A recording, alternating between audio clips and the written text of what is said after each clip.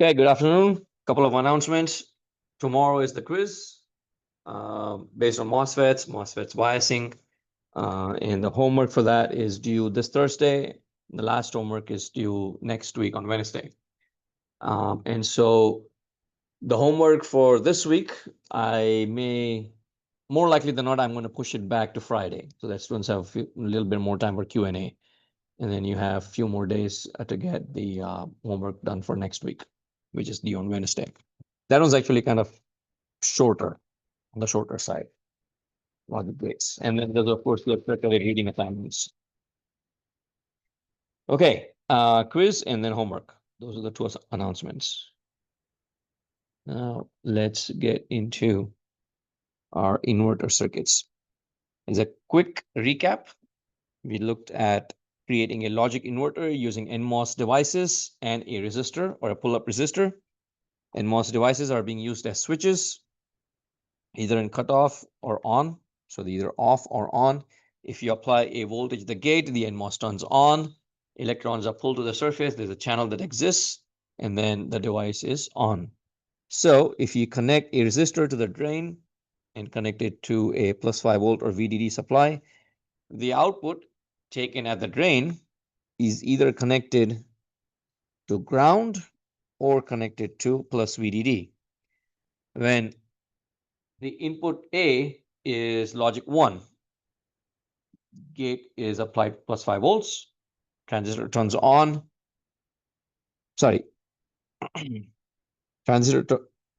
excuse me. The transistor turns on and the output at the collector is connected directly to ground. And so applying logic 1 gives us a 0 at the output.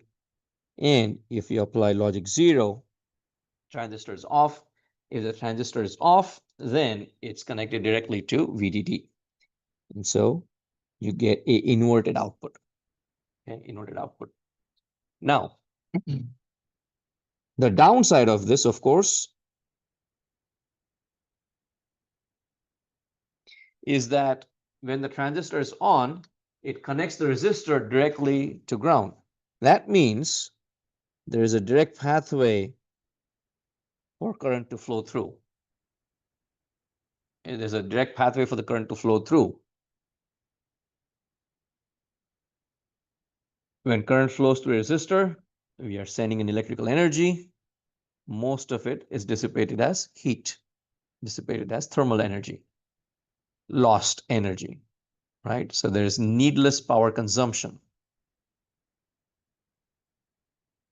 Okay. Again, we have a pull-up resistor. When the transistor turns on, current flows through the resistor because it has a direct pathway to flow through the resistor. Then there's a voltage drop across the resistor. Even if it's a very small resistance, does not really matter. That electrical energy that is being sent through there is now dissipated as heat. So electrical energy is being wasted. Not such a big deal if we have a discrete circuit with like 5 or less than 10 transistors, perhaps. But it is a big deal when you have billions of transistors on one single chip, right? It directly affects how long our mobile devices last nowadays. If it's a powered outlet, if it's a desktop that you've connected to the power outlet, we have no concerns with, well, we do have concerns with power consumption, of course, but not as much as if you have a device that is portable and we want it to last as long as without connecting it to a power outlet, okay? And so when you have billions of transistors, every small unit of energy that's lost is a big concern. All right, so if you have a resistor, you have needless power wastage. So in order to avoid that, instead of a resistor, what if we add in a switch? Okay, and the switch is complementary to our NMOS device, right? It's complementary to the switch that we used. Complementary in the sense you have two switches, and this is obviously something we can easily recreate in the lab. VDD and ground, right? One switch is connected to VDD, the other switch is connected to ground. both cannot be on or both cannot be off at the same time. Only one can be off at either time. Okay, so both cannot be on or off at the same time. Hence the word complementary. Okay, hence the word complementary. Both cannot be on and both cannot be off at the same time. When the top switch is off and the bottom switch is on, you have a direct pathway or connection to ground. And when the bottom switch is off and the top switch is on, you have a direct pathway to plus VDD. Okay. So instead of a resistor, we now use two switches. And obviously this is an experiment that can be easily implemented with just two switches on a breadboard. Yes. That's completely this bottom part where it says improves the transition from low to high. We will talk about that. So the question being asked is about transition from low to high, which is the transition from 0 to plus 5 volts, or it could also be from plus 5 to 0 volts. Don't have to worry about the emails. Well, right now, this is just a concept. It's not a mechanical switch. The point is valid, but we are not worried about that. But does the concept make sense? Using two switches, neither one of which are either on at the same time or off at the same time. Only one can be on at the same time.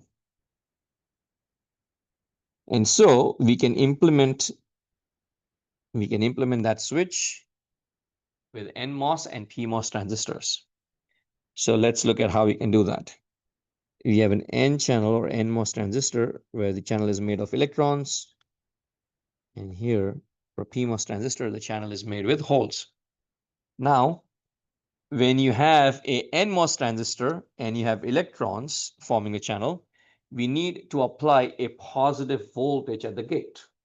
You apply a positive voltage at the gate, it attracts the electrons from the channel underneath the surface, right? So a positive voltage at the gate turns on an NMOS transistor. For a PMOS, it's exactly the opposite. A negative voltage applied at the P channel gate is going to attract holes, positively charged holes, which create a P-type channel, right? So they are the opposite of each other. So if you apply positive voltage at the gate for an NMOS, the device turns on. If you apply a negative voltage at the gate for a PMOS, the device turns on. Which means if you apply the same voltage to both of them, one of them will be off, the other one will be off. The other one will be on. I'm jumbling words lately. But does that make sense, right? We have NMOS and we have PMOS. We need positive voltage for an NMOS transistor to attract the electrons. And on the PMOS, we need a negative voltage to attract the holes. When they come up underneath, they create the channel, meaning the device is now on, it's not cut off. The cutoff word means that the channel is not created. Okay, the on and off refers to the channel being available or not. Okay. So by its very construction and very physical creation itself, both devices cannot be on at the same time if they both have the same input. If you apply positive input to both transistors, only the NMOS will be on, PMOS will be off. If you apply negative or 0 volts at the gate to both devices, then the PMOS will be on, but the NMOS will be off.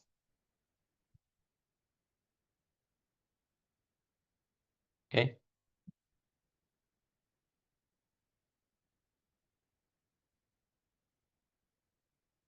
And so we come to the CMOS inverter.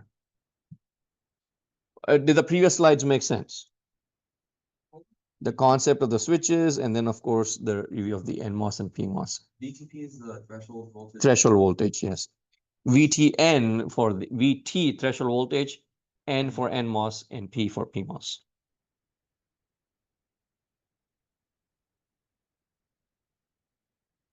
But I want to make sure everybody understands the fundamental operation, right?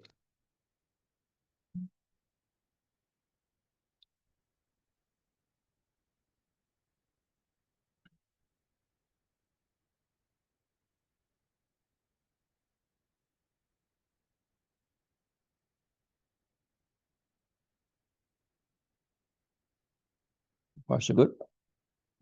Okay.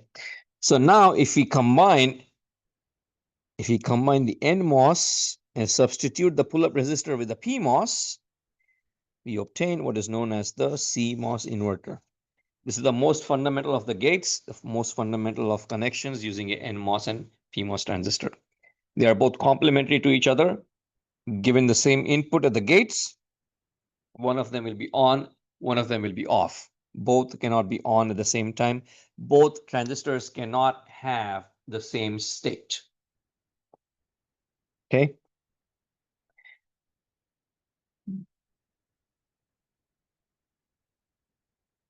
If you recall the CD4007 chip that we used in the lab, it had 6 transistors on the same chip. And both of those were connected in a cascading sort of connection where the source and the drain were connected together, right? And so all we had to do was connect the gates. Okay, so we have a CMOS inverter circuit. If you apply logic 1 to this circuit, meaning you connect VDD or plus 5 volts to the NMOS and the PMOS, it's a positive voltage. So the NMOS turns. It's right there on the slide. Turns on. Right? You apply VDD or plus 5 volts at the gate, turns on. At the same time, the PMOS is going to turn off. You're applying a positive voltage at the gate, only attracts the holes, so it's not going to work. Sorry, it's not attracting, it's attracting the electrons. All right. And when you connect ground, or you apply logic 0,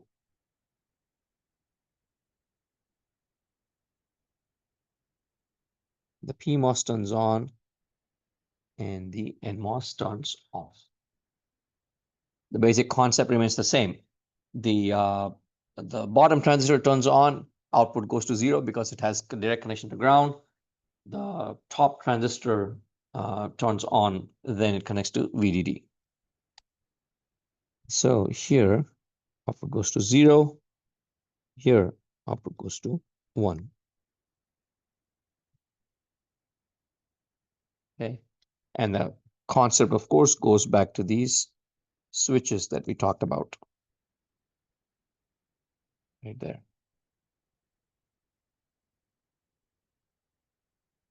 All right, let's take a pause. Let me know if you have any questions.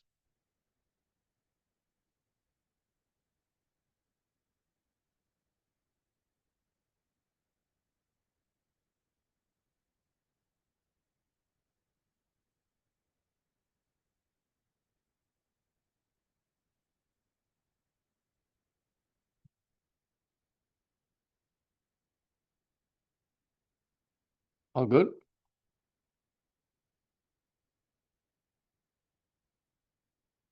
Okay. All right, then let's look at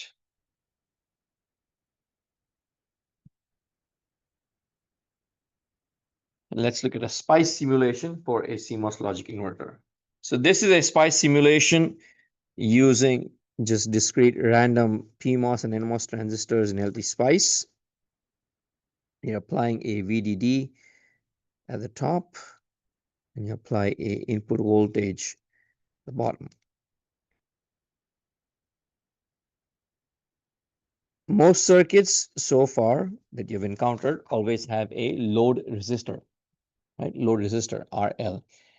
Now this circuit is for logic circuits, right? Logic circuits are pretty much connected in cascading connections. So the output of the first one goes as input to the second, output of second goes as input to the third, and so on and so forth. Now, at the front end of all of these circuits or all of these gates, capacitor. Okay. And so the output, the more appropriate output to simulate such logic circuits is a capacitor and not a resistor. So this capacitor right here, it models the input capacitance of the follow-on circuit. Okay, there's a capacitor at the gate of each of these devices. So each of these circuits that we create with these devices has a capacitance. And so instead of a resistor, it's more appropriate or far more easier and straightforward to use a capacitor at the output. Something is like 0.1 nanofarads or smaller. Does the SPICE simulation already take into account the capacitance that the CMOS or NMOS circuit has? So the question being asked is, what about the capacitances that the transistors have individually? And yes, it does. It has some parameters, so we can input. LT-SPICE does allow us to input certain parameters, but one of the limitations with LT-SPICE is we can only use the models that it has in its library. If we wish to use a device that is not in the library, then we go old school. When SPICE was actually created at UC Berkeley, it's just text-based. You enter text and you define each of those parameters individually, and you can import it into LT-SPICE. And so we can do it that way.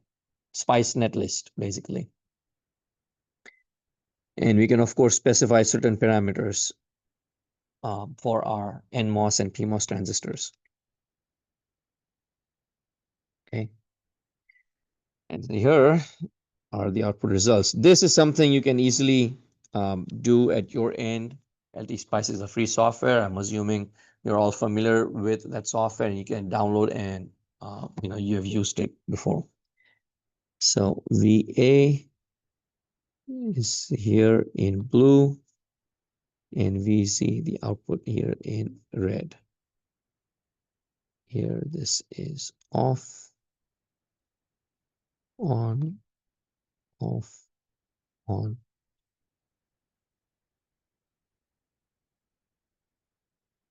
That's indicating the output.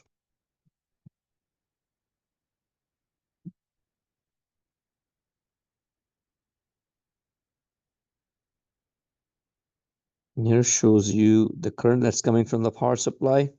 There's some spikes in there. Those basically indicate the charging of the load capacitance. Okay. When capacitor, of course, goes to full charge, it reaches steady state, behaves like an open circuit, right? If it behaves like an open circuit, no current is flowing through. Capacitor charges. As long as it's charging, current is flowing through because of the charge imbalance. Once it reaches steady state, behaves like an open circuit, no more current can flow through.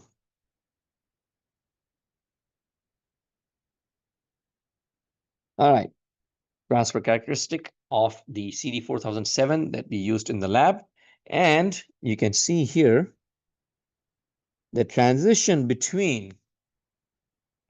from 0 to 5 volts cannot be done in an instant, cannot switch, even though we looked at like square waves, right? Cannot happen in an instant. All requires a finite amount of time. So there is a slight curve at both ends for rise and for fall. This logic gate that is created with the CD4007 chip, right? Two transistors, PMOS and NMOS. We connected in an inverter configuration, and it requires a certain level of voltage to define logic 0 and logic 1. Okay. If it is 2.3 volts or less, precisely 2.32 volts, it is defined as logic 0. Okay, 2.3 volts or less is defined as logic 0. So logic 0 is not necessarily just 0 volts, anything less than 2.3 volts. And if it's 2.81 volts and above, is defined as logic 1 or logic high. Again, not necessarily have to be plus 5 volts. This is specifically for the CD4007.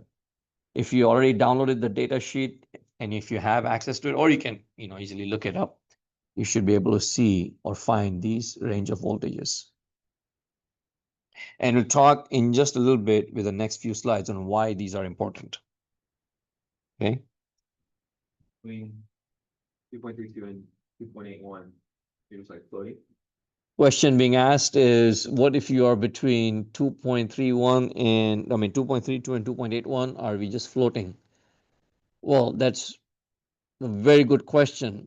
That's a circuit state where it's undetermined. And so design engineers design circuits such that this kind of situation should not happen. Because if that happens, the circuit is not a thinking being. It doesn't know. It'll either just turn on or off. In human terms, we would just say the circuit state is undetermined or unpredictable. If it takes it as 0, output could go to 5 volts. If it takes it as 1, output would go to like 0 volts. So it's unpredictable. That's also a state where we studied, I don't know, have we all studied like flip-flops? Right, the basic RS set reset flip-flop. The state, which state is not allowed or not permitted? Anyone remember? It has two inputs, set and reset. 1-1 is not permitted because 1-1 means it's a race. It's a race to the out. So either your input is 0 and 1 or it's 1 and 0. The moment you do 1 and 1, it becomes a race between which one reaches which one reaches the output first, whether it's R or whether it's S. And so the output could be 0 or it could be 1. We don't know. Unpredictable. And so that's the similar thing over here. So on the input side, we have a large, wide margin, right? All the way from 0 to 2.32 volts. If we say we are applying 2 volts compared to 0, 2 volts is large. But in logic terms, the CD4007 considers it to be logic 0 on the input side. On the output side, it's far smaller. Logic 0 is only from 0 to 0.2 volts, and the output logic high is only 0.27 volts, right? 4.73 volts and above. In the next couple of slides, we'll see exactly what this means and what it, why it needs to be like this.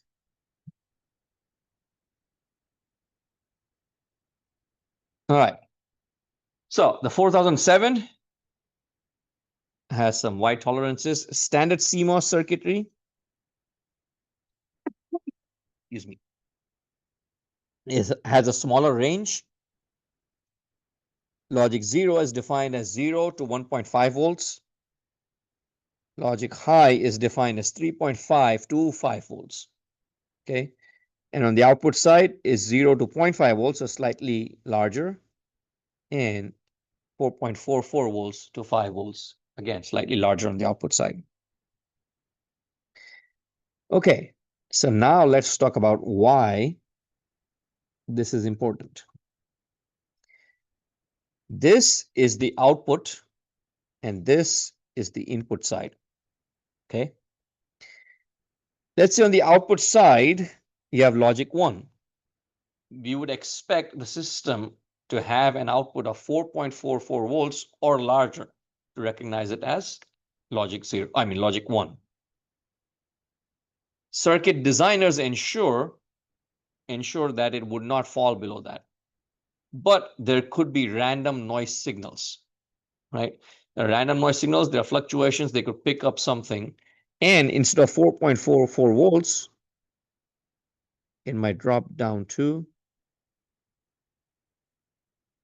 4 volts.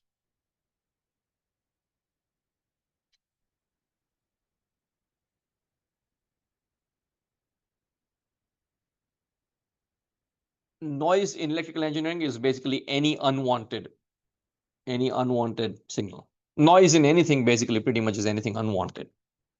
Okay, in electrical engineering, any signal, any waveform, any input that is undesirable is referred to as noise. So if a random noise signal arrives, is captured in the output, your output might drop from 4.44 to, let's say, like 4 volts, perhaps. If it drops to 4 volts, and on the input side, we have the same tolerance instead of 3.5,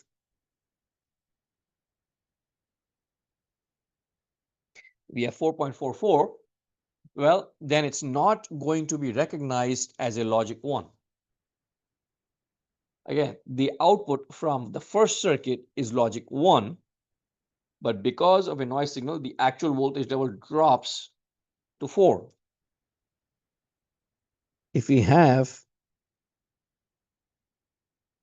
the same tolerance level on the input side of the second circuit, it would not recognize it as a logic 1. And so to account for the noise going from circuit 1 to circuit 2, we have a wider tolerance. Instead of being at 4.44, we keep it at 3.5. So even with some noise signals arriving, our input for the second circuit still recognizes a logic 1. Does that make sense to everyone?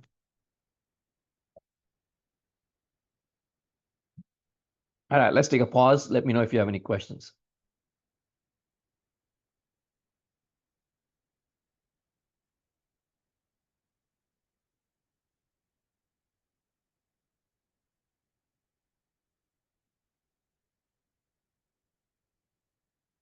Any questions? All good? Okay. Similarly, logic 0. Logic 0 is supposed to be 0.5 volts. But let's say a random noise signal arrives and increases this 0.5 volts to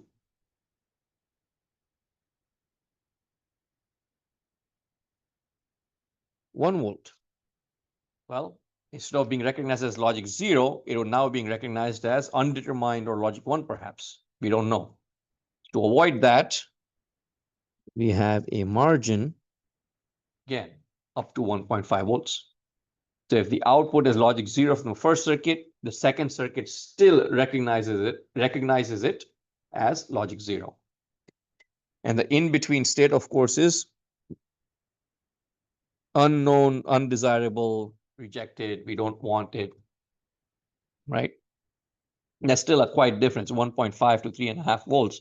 It's about 2 volts in there.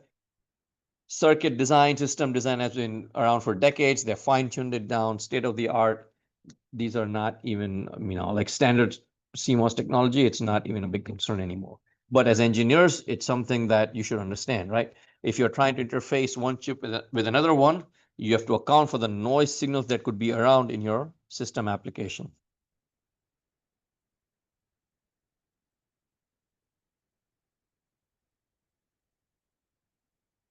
Okay, so where it says high NM and low NM, technically what it means is the noise margin for logic high level and the noise margin for logic low level. So high noise margin and low noise margin, they're referring to the logic levels, the noise margins for the logic high and logic low levels. That's what the high NM and low NM mean. Okay. All right, let's see. Let's pick up the pace a little bit.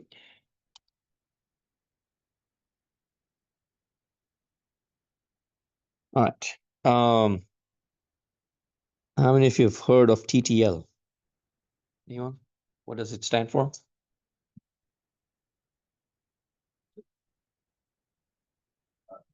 MOSFETs. Not MOSFETs. You're almost on the right track, though. No. BJTs, yes. That's a good guess. My 307 transition. Yeah, okay. So CMOS, complementary MOSFETs, right? You're creating digital logic circuits using MOSFETs.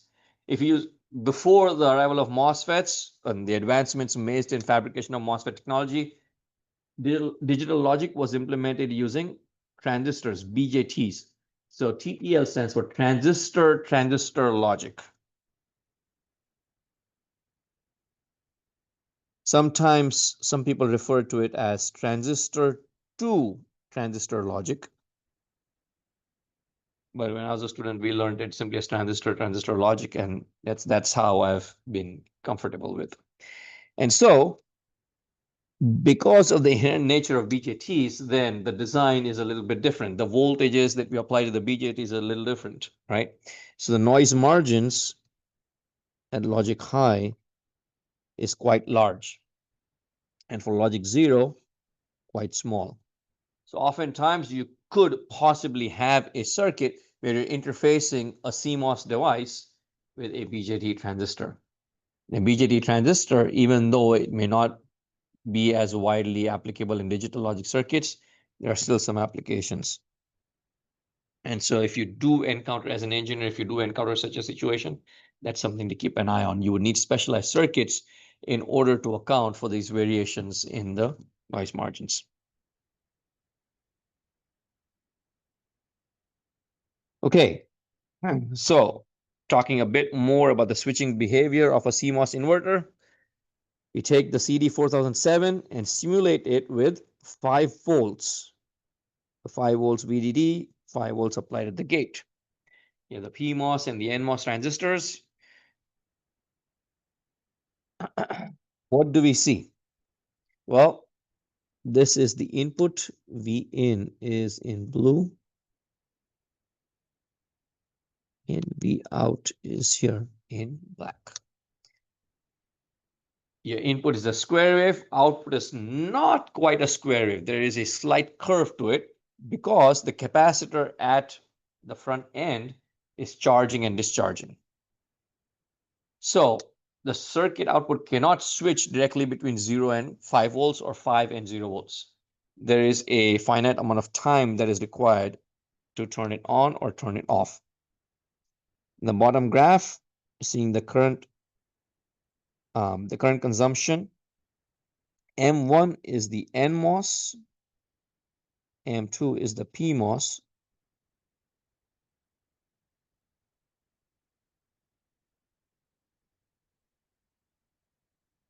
and you can see the current consumption for both as they are transitioning or switching between the two states. But more importantly, let's talk about these. Okay.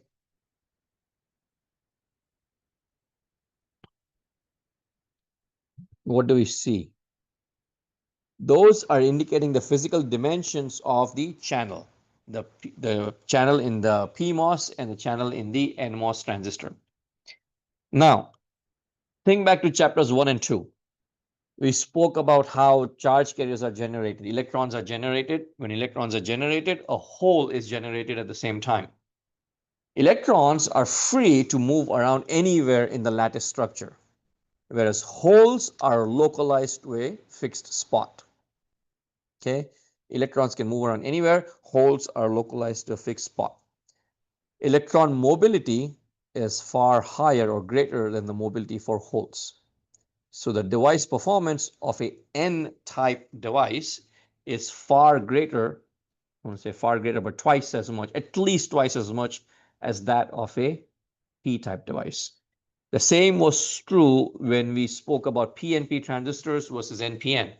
If you recall, I did state at the time that NPN transistors are faster and superior than PNP transistors of the exact same physical dimensions and the physical doping profile. Same thing holds true here because electrons have higher mobility. Capacitance, sorry, not capacitance. The K parameter for the channel is given by mu epsilon over T, W over L. Everything else being equal, all of this is physical design. Mu is the mobility of the charge carrier, and mu n is far greater than mu p. Okay, mu is the mobility of the charge carrier. So in order to achieve the same performance from both PMOS and NMOS device, the PMOS device must have a channel width that is 2 to 3 times larger than that of the NMOS device. The channel must be bigger. Okay, so the same device performance cannot be obtained without having different design parameters. Again, switching behavior of the CMOS, continuing with that. If we wish to increase certain parameters, we can increase the voltage. So instead of 5 volts, we can apply 15 volts. We apply 15 volts, it's going to increase the speed. Obviously, it increases the noise margin, right? But the downside, of course, is that more voltage, more current, more power consumption. And of course, it is also influenced by the thickness of the oxide material, right? So the dielectric properties of the oxide material.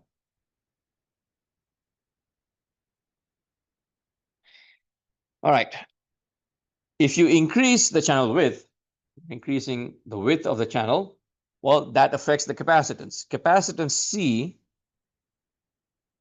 is epsilon A over D, where D is the thickness between the plates, A is the cross-sectional area of the plates, right? So when we talk about increasing the channel width, we are increasing the cross-sectional area of the plates, which means the capacitance increases because it is directly proportional. The smaller the difference between the two plates, meaning the thickness of the oxide, that defines D. D is the distance between the two plates. A is the cross-sectional area. So the larger the area, the higher the capacitance, the smaller the thinner the oxide, the larger the capacitance. Okay. So for a PMOS device, we are increasing the channel width. If we increase the channel width, then the PMOS device has a higher capacitance than the NMOS device for the same performance. When the capacitance increases, it does not mean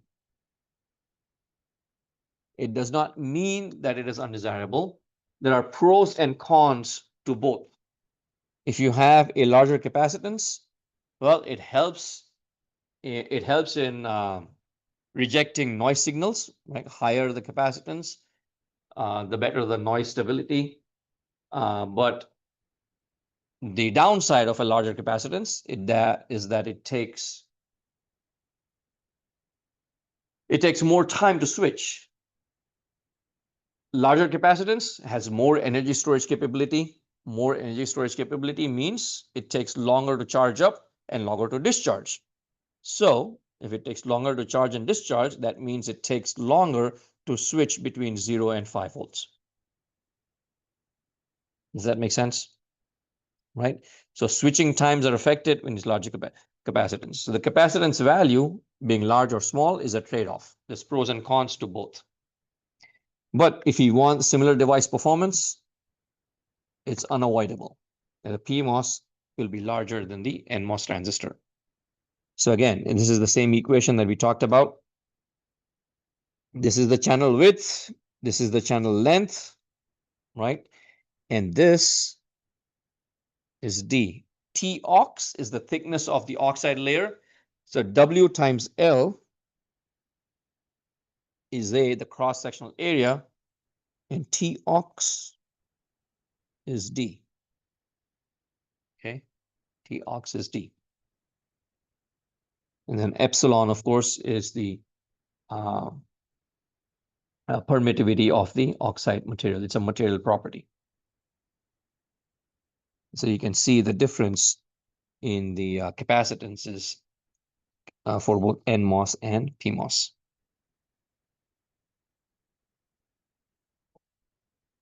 Okay. 3 slides on CMOS constraints. Larger channel. We know this is a PMOS device. And this is a NMOS device. Okay. So same to same performance from both. We need a larger larger gate for a PMOS device. Here again, you can see mu n and mu p, where mu n is far larger than mu p. So if you want symmetric or similar rise and fall times, then the gate width for a PMOS device is about 2 to 3 times that of a NMOS device. All right, one other consideration is all of these capacitances. There are unwanted capacitances because of the physical construction of the device. When we look at it from the top, it's all a sandwich layer, right?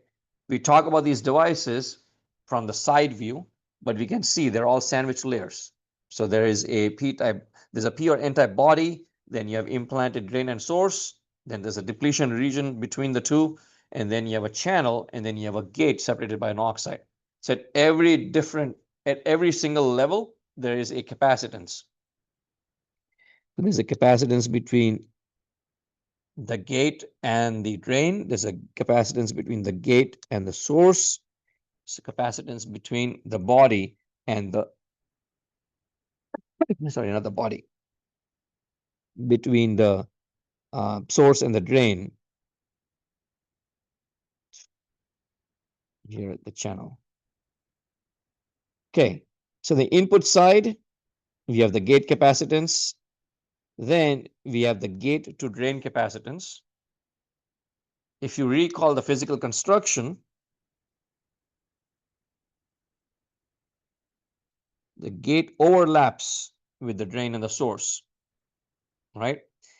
And there's a depletion region that is also formed around these implanted areas, right? If you recall from the chapter on p-n junction diodes, depletion region stores charge on either side, so it behaves like a capacitance. Because it's a capacitance, it affects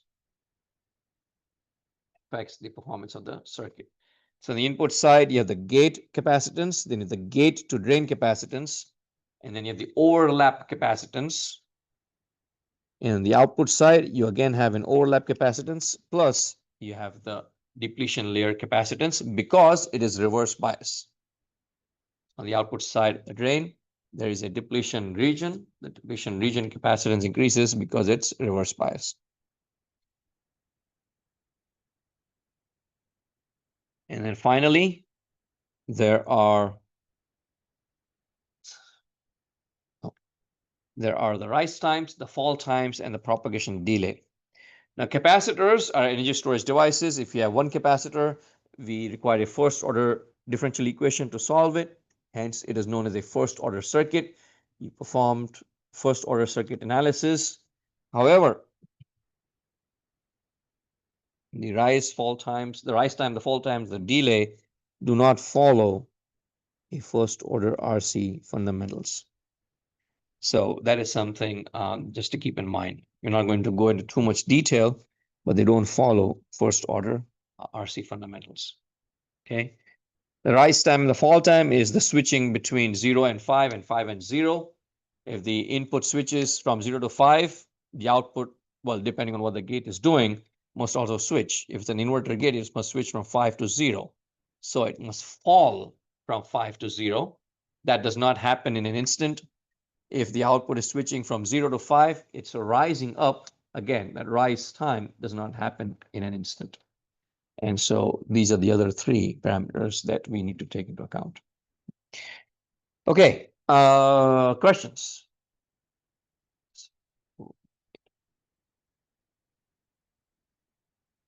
All right, well, we end class here today, and I'll see you here tomorrow. Same time and beginning with the quiz.